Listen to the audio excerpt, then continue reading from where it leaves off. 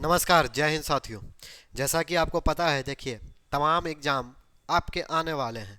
ऐसे तो झारखंड की तरफ बात करें तो झारखंड के एग्ज़ाम नहीं, लेकिन आप बिहार की तरफ जाइएगा तो बिहार में एक सुंदर सा एग्ज़ाम आपको देखने को मिलेगा। वो इंटर लेवल का आपका होने वाला है, बीएसएससी। साथ ही साथ आपका जेपीएससी का भी तो एग्ज़ाम लेने वाला है। फिलहाल वो एग्ज़ाम तो शायद जो डेट बोला गया 15 मार्च, शायद उसमें ना हो। और सीजीएल के लिए तो हम लोग प्रयास कर रहे हैं, और आपको पता होगा एक ट्विटर अभियान, महाअभियान कल कंडक्ट किया गया है। 29 फरवरी को कंडक्ट किया गया है, उसमें आपको पार्टिसिपेट करना है, जिस पर विस्तार वीडियो सर बता दिए होंगे। हम लोग जो आज टॉपिक यहाँ पर देखेंगे, जो चर्चाएं करने के लिए यहाँ पर उपस्थित हुए हैं, वो टॉपिक हमारा रहेगा डैम्स इन इंडिया। हम देखेंगे भारत में बांध, भारत में कितने कितने बांध है, इंपॉर्टेंट बांध की चर्चा करेंगे और विस्तार से थोड़ा देखेंगे। बांध होता क्या है, बांध के यूजेज क्या है, डैम्स के यूजेज क्या हैं, और डैम और बैराज जो दो नाम आपको कंफ्यूज करता है, इसमें अंतर क्या है, इसको समझने का भी प्रयास करेंगे। और उसके बाद इंपॉर्टेंस डैम की तरफ हम लोग आ जाएंगे और जानेंगे कि उसकी लंबाई क्या है, सबसे बड़ा डैम कहाँ पर है, किस नदी पर स्थित है। ये तमाम चर्चाएं इस वीडियो पर हम लोग करेंगे। तो वीडियो देखिए, आपको अच्छा लगेगा अगर पूरा देखिएगा, और अच्छा लगेगा तो आपके हाथों में सिर्फ इतना ही है कि आप सब्सक्राइब कीजिए और लाइक करते रहिए, क्योंकि इसमें किसी भी तरह का आपको अमाउंट देना नहीं पड़ता है, ये फ्री ऑफ कॉस्ट आपके हाथों में है। चलिए स्टार्ट करते हैं। पहले डैम्स इन इंडिया। डैम्स आप जानते होंगे कहीं भी, चलिए ना झारखंड के पतरातू डैम से ही स्टार्ट कर लेते हैं। और आपको पता होगा पतरातू डैम जब आदमी घूमने जाता है तो देखते होंगे क्या है, पूरी तरह से पानी पानी ही चारों तरफ दिखाई देता है, और पानी पूरी तरह से भरा हुआ आपको दिखाई देता है। इस तरह से पानी भरा दिखाई देता है। लेकिन सबसे बड़ा सवाल तो यही आ जाता है कि वाटर का इस वाटर का इस जल का आखिर यूटिलाइज कैसे किया जाए, कैसे किया जाता है, नदी के पानी का दोहन कैसे किया जाता है, या आप बोल सकते हैं इसका यूटिलाइज कैसे किया जाता है। तो देखिए ना, सबसे ज़्यादा जो इस डैम का पानी का हम लोग यूटिलाइज करने का प्रयास करते हैं, इसमें सिंचाई करने का हम लोग प्रयास करते हैं। इरिगेशन इरिगेशन प्रोसेस जब आप पढ़ते होंगे ना इकोनॉमिक्स में, इरिगेशन, तो इरिगेशंस में डैम का जल का, नदी के पानी का सबसे ज़्यादा दोहन यूटिलाइज होता है। दोहन मतलब ही होता है यूटिलाइज करना, उसका उपयोग करना। दूसरी चीज, फिशिंग के लिए, मछली पालन, जी हाँ, मछली पालन के लिए सबसे ज़्यादा उपयोग किया जाता है नदी के पानियों का, और हम नदी के पानी को संचय करके रखते हैं। साथ ही साथ अगर बात करें सबसे इम्पोर्टेंट्स डैम्स आप देखते होंगे, और डैम से आगे पतरातू डैम से थोड़ा सा आगे जाइएगा ना, तब आपको देखने को क्या मिलता है, जल विद्युत उत्पादन, यानी हाइड्रो इलेक्ट्रिसिटी का प्रोडक्शन। आप देखते हैं ना किससे इलेक्ट्रिसिटी प्रोड्यूस होता है। आपके घरों में लाइन की आवश्यकता पड़ रही है, कैसे आ रहा है, पानी का संचार कर कर, पानी का भंडारण कर कर, स्टोरेज ऑफ वाटर का भंडारण कर कर। अब बोलिएगा सर ये पानी कहाँ से आता है, तो यही तो मैंने बोला, जल ही जीवन है।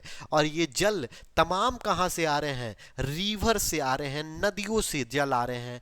नदी कन्वर्ट कर दिया जा रहा है बड़े बड़े डैमों में, बांधों में, और बांध से फिर एक प्रक्रिया और हम चले जा रहे हैं आगे की तरफ, और वहां से हम एक चीज बना देते हैं बैराज की। जी हाँ, फिर वहां पर हम बनाते हैं बैराज की। अब ये बैराज क्या होता है सर, और डैम क्या होता है, ये दोनों में अंतर क्या है, इस पर हम चर्चा करेंगे।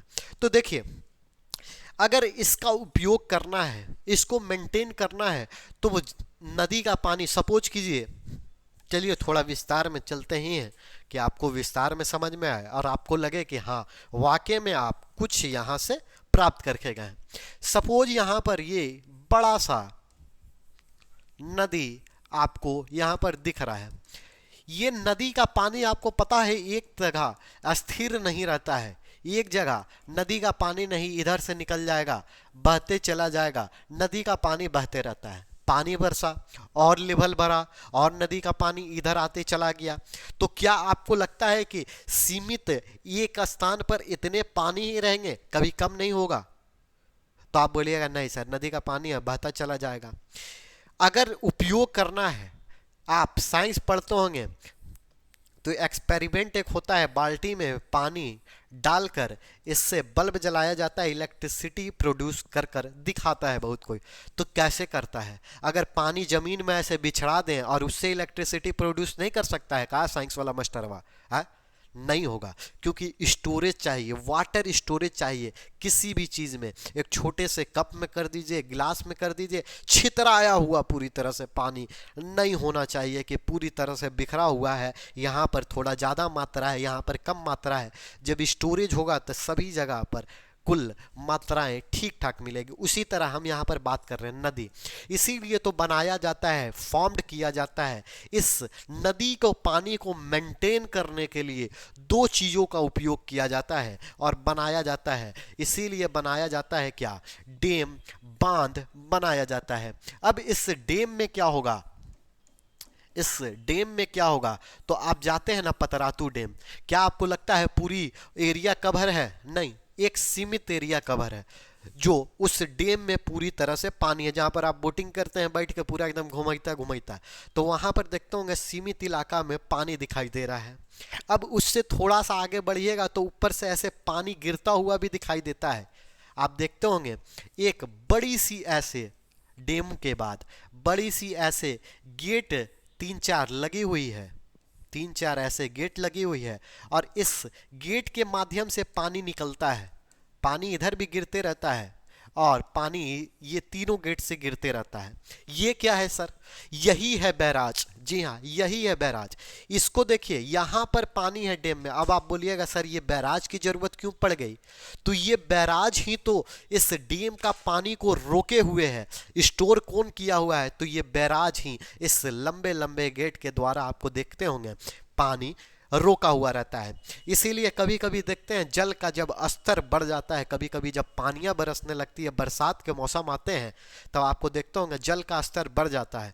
तब अनाउंस किया जाता है या बोला जाता है जन प्रबंधन मंत्रियों के द्वारा या मंत्रालय के द्वारा या वहाँ के डीसी और जो कार्य कर रहे हैं प्रशासन के द्वारा बोला जाता है कि डैम के बांध बांध के जो दरवाजे हैं खोले जाएंगे। अपनी आप सुरक्षा कर लीजिए। अगल बगल के गांव में चुनौतियां दे दी जाती है, चेतावनी दे दी जाती है कि आप सुरक्षित हो जाएं, पहले से सतर्क हो जाएं।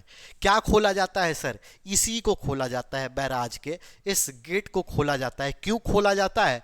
जब ये नदी का पानी जो जल है, डैम का पानी जल स्तर पूरी तरह से बढ़ जाता है, जब ओवरफ्लो होने लगता है, जब कंट्रोल नहीं होता है, तब इस गेट को खोला जाता है। कभी एक गेट को खोला जाएगा, दो गेट रहेगा, दो गेट, तीन गेट रहेगा, तीन गेट, अपने हिसाब से इसको खोला जाता है। और यही कंडीशंस जब ये गेट खुलती है, जब पानी का बहाव पूरी तेजी के साथ आता है, तब कंडीशन आ जाती है बाढ़ की। हम बोलते हैं कि बाढ़ आ गया है, तो ये कंडीशन बाढ़ की बन जाती है। तो बैराज इसी को कहा जाता है। बाकी आप देखते होंगे हल्का फुल्का गेट, पतरातू डैम जाते होंगे तो खुला रहता है और यहाँ से पानी गिरते रहता है, और ये सीन हम कैप्चर कर कर लाते हैं अच्छी तरीके से। हमको लगता है कि एकदम पानी एकदम गिरते चला जा रहा है, झरनों की तरह गिर रहा है।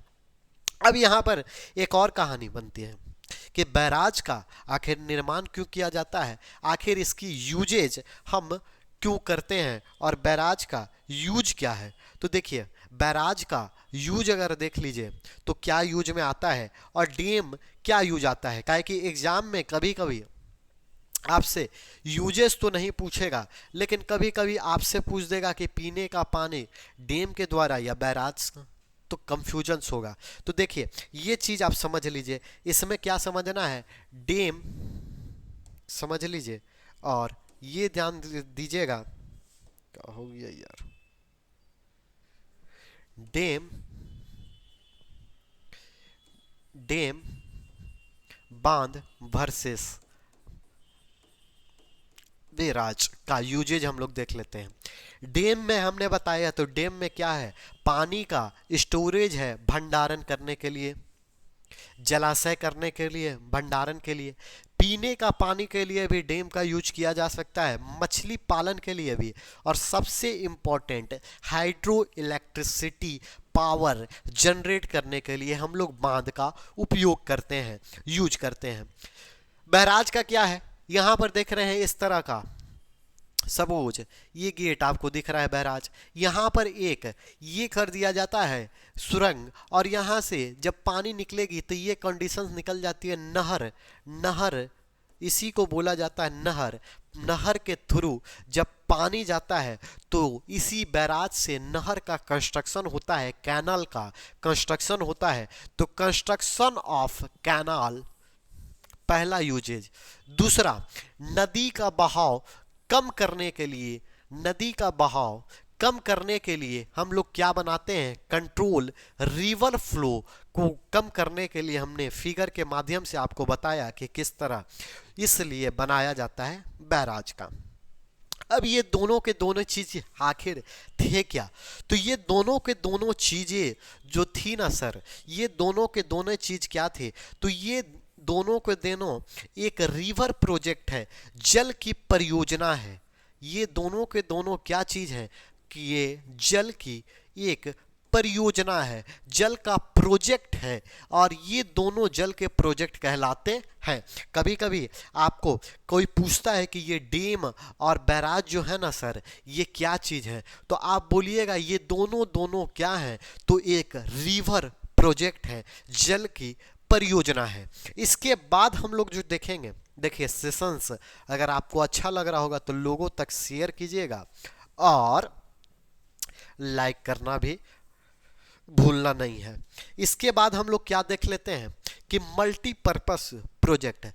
जब आप सर्च मारते हैं तो देखिएगा, कभी सर्च मारिएगा और लिखिएगा फर्स्ट मल्टीपर्पस प्रोजेक्ट डैम को लेकर, तब आपको एक नाम दिखाई देगा। तो देखिए ये तमाम क्वेश्चंस एग्जाम में पूछा जाता है और ये इंपॉर्टेंट बनता है। बहुउद्देशीय परियोजना कौन सी है, फर्स्ट कौन सी परियोजना, तो देखिए अगर वर्ल्ड की बात की जाए तो ये वर्ल्ड में सबसे फर्स्ट परियोजना मल्टीपर्पस प्रोजेक्ट जो था वो था यूएसए में। जी हाँ, यूएसए में। और इस परियोजना के तहत बनाई गई थी टेनेसी घाट परियोजना। क्या नाम रखा गया था, तो नाम रखा गया था सर टेनेसी। जी हाँ, नाम रखा गया था टेनेसी घाट परियोजना। क्या बोलिएगा आप, टेनेसी वैली प्रोजेक्ट, ये इसका नाम रखा गया था। लेकिन वर्ल्ड आपसे कभी पूछता नहीं है, बहुत रेयर केस में एग्जामिनर के दिमाग में अगर खुरपाती पाएगा तब वर्ल्ड पूछेगा। लेकिन इंडिया आपसे पूछता है कि फर्स्ट मल्टीपर्पस प्रोजेक्ट जो इंडिया में था वो कब बनाया गया था, तो याद रखिएगा 1948। और अगर डेट कभी कभी आपसे पूछ ले तो डेट कंफर्म नहीं, ये जुलाई का या जून 7 का डेट है, ये कंफर्म आप लोग कर कमेंट बॉक्स में बताइएगा कौन सा था। तो इस परियोजना का नाम जो रखा गया था दामोदर घाटी संघ, डीवीसी। अभी भी आप जाते हैं तो डीवीसी का नाम सुनाई देता होगा।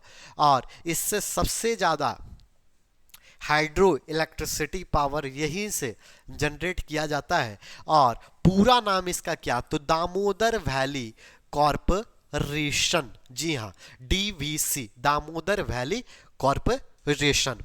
और ये प्रोजेक्ट संचालन किसके द्वारा, प्रोजेक्ट ये निर्माण किया गया था या किसकी आइडिया था या किसके द्वारा बोला गया था, ये भी आपसे कभी कभी पूछेगा। तो आप याद रखिएगा ये जो मल्टीपर्पस प्रोजेक्ट जो था वो किसके द्वारा, तो JL नेहरू, जवाहरलाल नेहरू द्वारा किया गया था।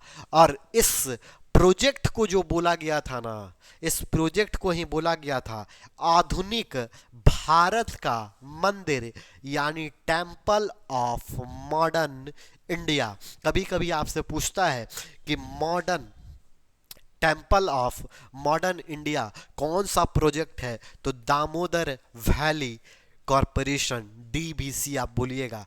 इसकी स्थापना कब? तो आप याद रखिएगा 1948। डेट इंपॉर्टेंट नहीं रखता है। किसके द्वारा? जे एल नेहरू के द्वारा इस प्रोजेक्ट का संचालन किया गया था।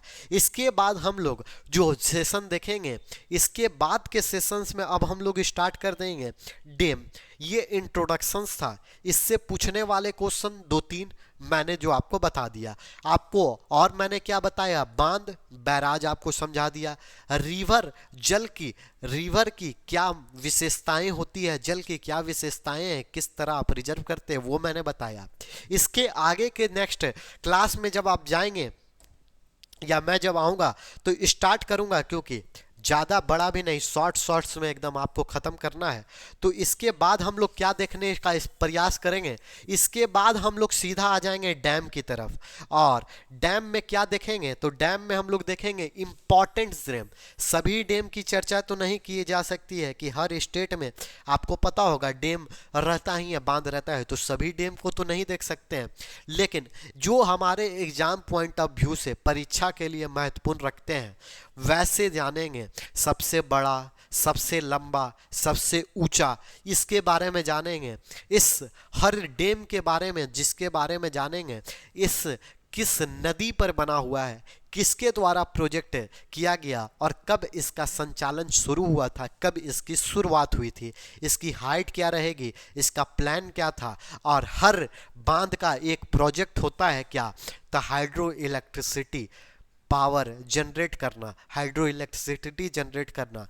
तो आखिर इस डैम में जिसकी चर्चाएं होगी उस पर देखेंगे कितना मेगावाट का प्लांट था, कितना मेगावाट जनरेट कर रहा है। ये तमाम बातें नेक्स्ट वीडियो में हम लोग करेंगे। फिलहाल इस वीडियो में इतना ही रखते हैं, और सेशन आपको अच्छा लगेगा तो दोस्तों के बीच, फैमिलियों के बीच, परिवारों के बीच, क्योंकि ये जो टॉपिक है बांध और आपका डैम, ये इम्पॉर्टेंट सिर्फ आपको लिए नहीं, ये तमाम लोगों के लिए जानकारी भी रखनी चाहिए कि हमारे देश में, हमारे भारत में कौन सी डैम कहाँ पर स्थित है और कौन सी बड़ी ऊंचाई डैम है। तो ये आपके लिए इम्पॉर्टेंट रखेगा। तो शेयर करना ना भूलिए और इसी तरह से प्यार देते रहिए, लाइक करते रहिए। मिलेंगे फिर नेक्स्ट वीडियो में, तब तक के लिए जय हिंद।